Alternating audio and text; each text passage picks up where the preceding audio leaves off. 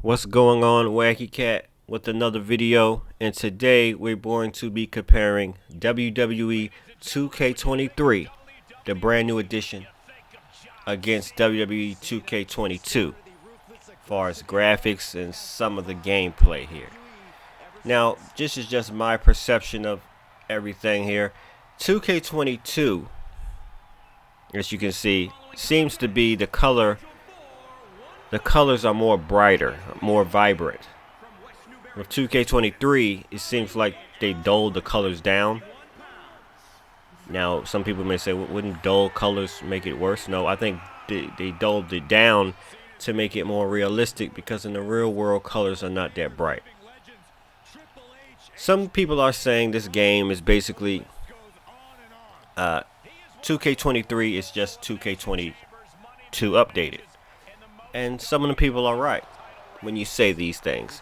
See the updated attire that John Cena had the green shirt in 2K22, black shirt 2K23. I mean, there are some upgrades to things here and there, but this game is slightly different than 2K23. The games are two different games. You can see the shadows are more defined now. Now, there was shadows in 2K22. The Tritantron here, where you see the the superstars entrance, it's a new, it updated that. Which one you like, because, in the real product, they have updated the Tritantron. It's more of a huge screen in the background. And 2K23 did that. See, with a wrestling game, with these yearly games, and it's a good thing and a bad thing. To me, by the real product of WWE constantly changing its roster, constantly changing wrestlers' gimmicks, constantly changing pay-per-views, names, and constantly changing the Tritantron here and there. When the 2K game comes out, they could update all that, and you can just, it makes it look like a real game, a whole new, brand new game, and they'll adjust the gameplay here and there. So, to be honest with you, and this is just my opinion, it's like a match made in heaven. The real product changes here and things there once a year, twice a year, and then the game follows. Well, okay, let's get to the gameplay here. Right here you can see there's slightly more simulation in 2K23. See how, and this is just the AI playing against each other to make a point. See how John Cena's on the top rope on 2K22? That was the problem, if you ask me, in 2K22, the AI logic. Now, Seth Rollins is on the top rope.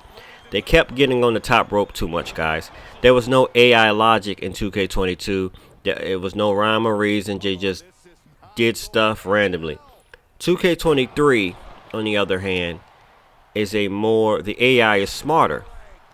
The AI don't get on the top rope as often. They do a lot more roll-ups, a lot more springboards, get the weapons, use the weapons. So the AI in 2K23 is spectacular, and you can customize the AI sliders, makes them more smarter. 2K22 is more of a traditional arcade style game, where you just hurry up and press the button, hurry up and reverse the. It was just simplicity, which I'm not mad at that. It got more people involved in this wrestling game that may have not, that was not interested in wrestling games. Easy to pick up, easy to play. They took a hiatus off There was no 2K21. So they had to come back with this new style, which they did a good job. Both games look amazing. Both of the games are the best looking wrestling games ever seen. See, there we go again with the top rope. Seth Rollins on 2K22 side. The moves was way too fast on 2K22. They just way too fast. Now see on 2K23, there's more emotion when the other superstar kicks out of a move. They get more frustrated.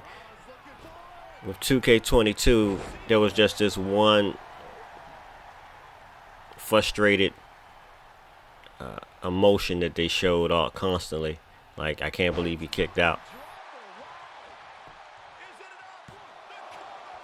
Referee in 2K23 is even more smarter. Depending on where you're at, from what the developer said, from what I heard, they follow where you're going so they won't get in your way when it's time to count. And the referee downtime is more defined. The referee stays down way longer when you knock them out. And there we go. 2K23 is over. The match is over. Now, depending on what you have the sliders on 2K23, you can have the match go on for a very long time.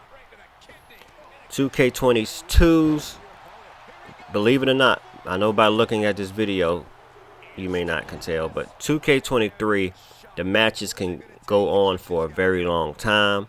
2K22, it seemed like the matches have a cap. Adam, like, you can't go but so long with the match. Once you do a certain amount of damage and pin the opponent, it's over. And it may be because 2K23 got this new pin mini game that allows more unpredictability. 2K23, in my opinion, is the better of the two. He's getting pushed out into the defensive. Not a bad place to be in, but the longer this goes, the more trouble a superstar exposes themselves to.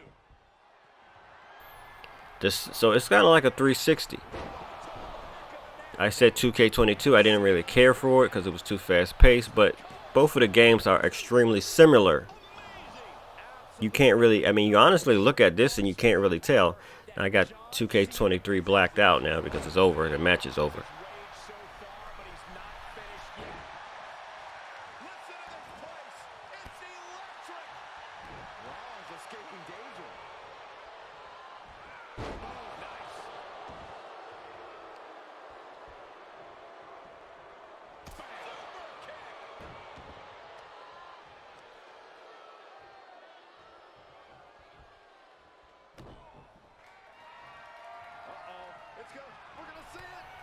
Now Seth Rollins keeps doing his curve stomp.